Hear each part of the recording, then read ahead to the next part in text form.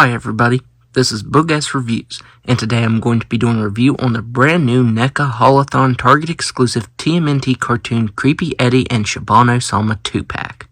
So before we take a look at Shibano-Sama and his accessories, let's go ahead and take a look at Creepy Eddie and his. So first up you get the Dreamo-Vision helmet, and this has some really good sculpt and paint detail to it. All the painted details look really nice. There's a black outline on all of the details. That looks really good. Now let's go ahead and put this on Michelangelo. So you'll have to pop the back of the bandana off there. Let's go ahead and put this on here, peg it in. So there Michelangelo is with the helmet on. It was a little bit tricky to get on there, get the peg in the peg hole back there, but it does fit on him really nicely. It feels really snug once you get it on there, like it won't drop off. I think it is very awesome that NECA included this as an accessory. That is very awesome. Up next you get the stack of dynamite with the clock on top there, and that looks really awesome. It's sculpted and painted very well. I definitely wish he would have had a specific hand to hold it in though.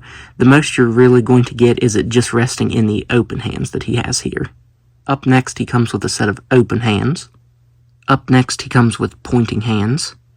Up next, he comes with accessory holding hands, but he doesn't actually come with any accessories that can fit in these. I suppose if you really stretch these hands out, you could fit the dynamite in them. But yeah, I don't really want to stretch his hands out that much. Up next, he comes with a set of fisted hands. Up next, he comes with an interchangeable lower half, so you do have to pop his legs off. And it pops off decently well. You can see that it's been scuffed up a little bit from popping it on and off.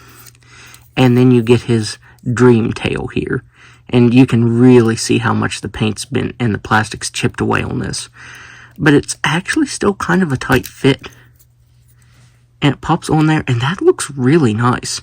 NECA did a really good job on this. Up next you get this clear flight stand, and I think it is incredibly awesome that NECA included this in the pack. I can see myself using this for other figures too. These flight stands work really well, honestly, for any brand. You can really use these for Marvel Legends, McFarlane, NECA. It really works with all of them. So yeah, that is really cool. And you actually get another option.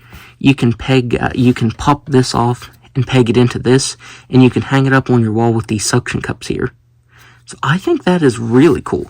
They give you multiple options. If you want to just have him like that, you can, him or Shibano-Sama, or you can put this on the wall and have them floating there. So that is really, really awesome. Up next, you get this standard head sculpt, and I think it looks really good. The sculpt on it is really solid. I will say the paint-on lines could have been painted on better. You can see a big piece of black right here that didn't get painted on properly, and the lines kind of get transparent towards the edges. The warts on his head, those are painted good. You can see the line on his hat at the top's kind of wavy. So while it does look good, and it's painted good for the most part, I wish the lines would have been painted on a little bit better. And finally, he comes with his open mouth head sculpt, and this one is a lot creepier than the previous head sculpt I showed off. It's also painted a lot better too. The black lines came out clean on this one, they're very prominent. Yeah, this one just makes him look creepier. This is definitely the head sculpt I'm going to be leaving on the figure. NECA did a really good job on this head sculpt. So now, let's take a look at the rest of the figure. So taking a look at the rest of the figure, NECA did a really good job at sculpting and painting this. The lines on his sweater are painted very well. The lines came out clean and crisp. And you also get two-tone paint to the red stripes here. I didn't realize it at first, but yeah, you get a darker red paint, which most of the turtles have that two-tone paint. But yeah, the two-tone paint looks really good. You also get that on the back of his pants there. The suspenders on him are actually a separate piece. I thought they were just sculpted on, but they're these real rubbery pieces, and it's a separate piece. And I think that actually looks really good because they'll move when you move the figure. The only bad thing is you can see what color it's cast in because the black that's painted over top of it didn't quite meet its mark right there. But the little silver details did. That looks really good. You get a little bit of cel-shaded lines right there that look really good. My biggest complaint with this figure, though, are the joints are extremely stiff. The hips and the knees, they actually moved really nicely, But the rest of the joints on this figure just, man, they were hard to move. I had to heat it up, and I actually had to trim the pegs down on the shoulders and the elbow joints right here. Because, well, they're still kind of stiff, but it did free up the articulation a little bit. I don't think I've ever had a NECA turtle figure with stiff joints like this. These elbows just felt really brittle. Now that I've sanded them down, though, they move decently well. But because of the sculpt of his shoulders, they really don't move out that far. So yeah, I definitely wish that the joints would have been done better, because they feel extremely stiff right out of the packaging. One thing that I really didn't notice when I was watching the episode is he almost looks like he has like clown shoes on, because he has really, really big feet. That's something I never noticed. So now, let's go ahead and go over his articulation. So the hat actually has articulation. I discovered that accidentally whenever I was popping the heads on and off for the video. So yeah, the hat does have articulation. He has a ball-jointed head and neck that can look up just a little bit. He can look down all the way, side to side, and all the way around. As I said, the shoulder articulation is really hindered. It barely moves out at all. They can spin all the way around, especially after I sanded the joints down. Double-jointed elbows that can bend in that far. But I have to admit, it kind of looks funny from the side there. It can move side to side up here and side to side down here in the forearm. He has swivel wrists that can move side to side and up and down. Swivel waist that can move side to side. Ball-jointed hips that can do a complete split. He can kick forward that far. He can kick back that far. He has an excellent thigh swivel. Double-jointed knees that can move back all the way. Ankles that can move down all the way, up all the way, and a nice ankle rocker. So now, let's go ahead and take a look at Shibano-Sama and his accessories. So first up, Shibano-Sama comes with open hands. Now all of his hands are just reused from Creepy Eddie. Let me find the piece right here. You can see the sculpt of the hands are the same. I think it's pretty brilliant reuse. You don't really notice unless you're looking like really hard at the figure, and then you'll see that the sculpted details are the same. Up next, he comes with a set of pointing hands. Up next, he comes with a set of fisted hands. Up next, he comes with accessory holding hands and his sword. And I love the paint that's on the sword. It's this semi-translucent plastic, and it has kind of this frosted effect down here on the handle. And the black paint is done very well on the detailing on the handle there. That looks very, very awesome. Up next, he comes with an interchangeable lower half, and unlike Creepy Eddie, this actually switches out really easily. I feel like all of the joints on this figure and switching the accessories out is really fluid. Pops on really nicely, and that looks great. And finally, he comes with his urn, and it is sculpted really well. I like the cell shading on it as well as the black painted on lines. And the thing that amazes me most about this figure is he fits in there perfectly and does not fall over. He's not actually leaning against my diorama all the way. I'll bring it out just a little bit to show. He is like perfectly balanced and will stay like that. Whoever designed this at NECA really deserves a raise because that really surprises me. Like the tail doesn't feel fragile like it's going to break off being down in there, and he's perfectly balanced. That just really amazes me. I love that feature on the figure, and most likely this is how I'm going to leave him displayed.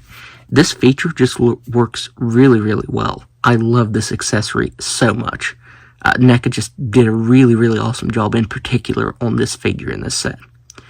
So now, let's go ahead and take a look at his head sculpt and then the rest of him. So taking a look at this head sculpt, NECA did a very awesome job at sculpting and painting this.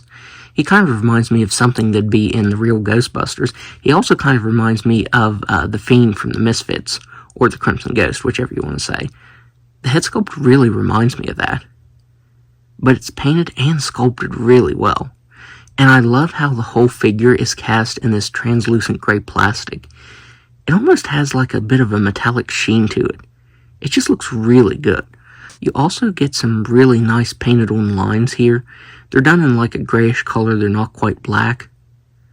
But that looks really good. It does look like he reuses the shoulders from Creepy Eddie here. Maybe even the joints right here. I actually think he does reuse the elbow joints too. But everything else, I think, is brand new parts. And that looks really good. Like I said, the translucent plastic just makes it look really awesome. And one thing I forgot to mention with the head sculpt is I think it's cast in translucent plastic too, but it has like this frosted paint over top of it. And so do the hands. and that looks very awesome.